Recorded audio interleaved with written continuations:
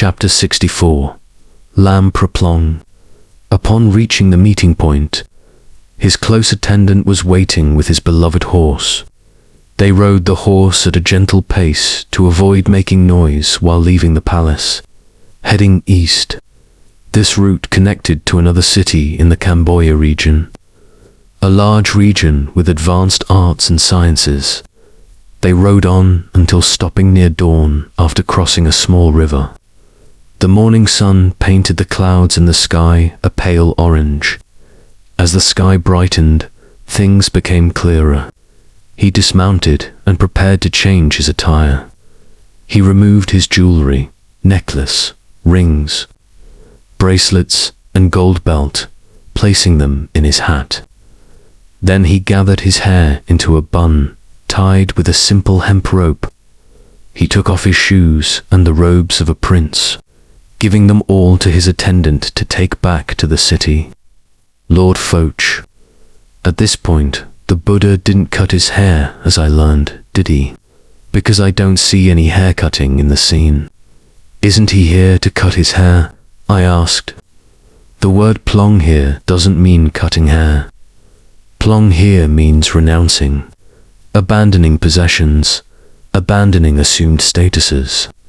His status now is someone without attachments, without bonds.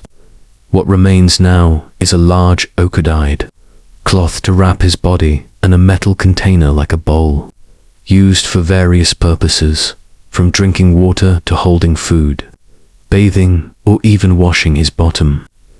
This is the meaning of the word plong at that time, Lord Foch replied. So, the Buddha didn't shave his head? I asked. There was no shaving of the head yet. The shaving of monks' heads in Buddhism would happen about 20 days after the Buddha's passing, when all the monks who participated in the cremation ceremony unanimously shaved their heads to show gratitude and mourn his passing on that day. He replied, shaving only happened later. Yes, Lord. Can you specify the location of the place where the Buddha renounced his possessions? I asked. Yes, in the early days, when the Buddha first became a monk, no one marked this location. But when Phaya, Asoka, and the Buddha traveled to Kapilavastu, Phaya Asoka built a small laterite chedi, about 3 to 4 meters high, near the river crossing, which was the border between the Sakya and Cambodia regions, but the actual location is after crossing that river. Phaya Asoka chose this spot because it was secure territory, so no permission was needed.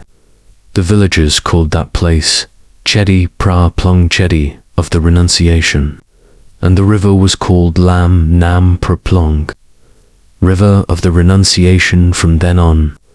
Over time, the Chedi deteriorated, but the villagers still came to worship it and built a spirit house instead, calling it San Plong Spirit House of the Renunciation.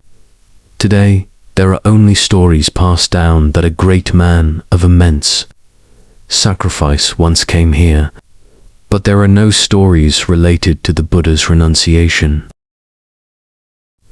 From here, the Buddha walked to the large kingdom to the east. This kingdom covered a vast area, from Nakhon Korapora, Nakhon Sima, or the current location of Nakhon Ratchasima province, extending to Buram, Surin, Sisaket, Roiet, and all of present-day Cambodia. This kingdom was considered large, with highly developed arts and culture, and tens of thousands of temples, so they considered it the gateway to heaven or the world of gods.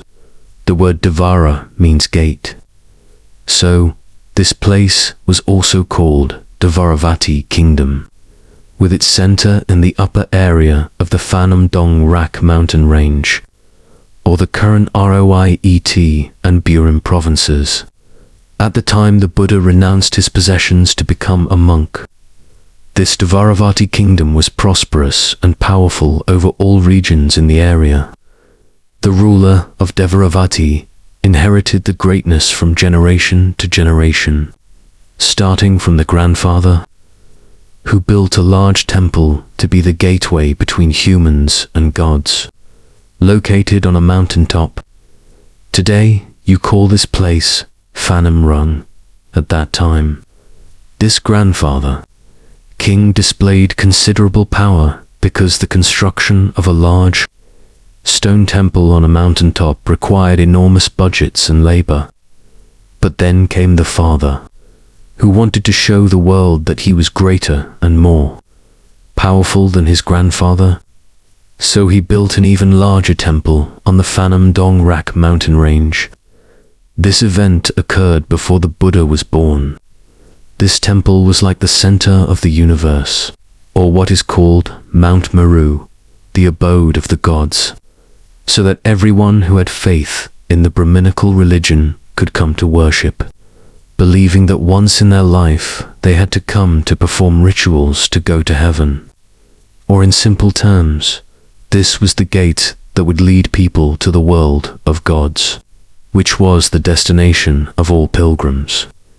This temple was 800 meters long, located on a mountaintop with stairs from the foot to the top of the mountain from north to south, divided into 5 levels. Each level had different rituals. The first level symbolized passing through the realm of humans, like the edge of the universe composed of the 4 elements, guarded by nagas, lions, and guardians. The second level was where humans entered the 4 gates of the universe. Here, everyone had to purify themselves from sin by cleansing their bodies, changing into white clothes, and donating worldly possessions before entering the presence of the gods. The third level was the ritual chamber of the Brahmins, to declare their vow to observe the precepts purely for auspiciousness. Then there was the sprinkling of sacred water. The fourth level was entering Mount Meru, where various gods resided, including Indra, Vishnu, Shiva, Ganesha, and myself, whom they call Narayan.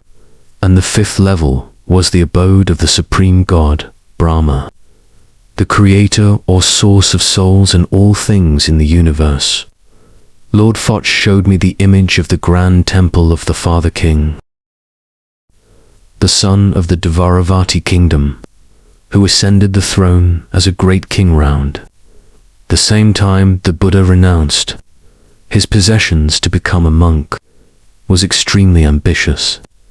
He wanted to separate himself from the greatness that his grandfather and father had created. So he decided to build a new city and wanted to build a temple 100 times greater than his fathers and grandfathers. So he conscripted many people to travel to the south, where Angkor Wat is located today. That place was a fertile lowland with a large lake, and he had a great old Brahmin priest who was skilled in astrology.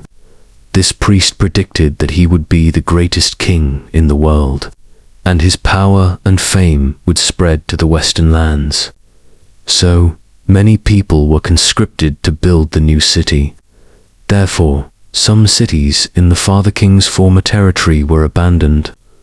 Some stone temples were dismantled to be used as materials for building the new ones. So, the tens of thousands of temples that once existed in the northern area of the Phanom Dong Rak mountain range were dismantled, leaving only the foundations.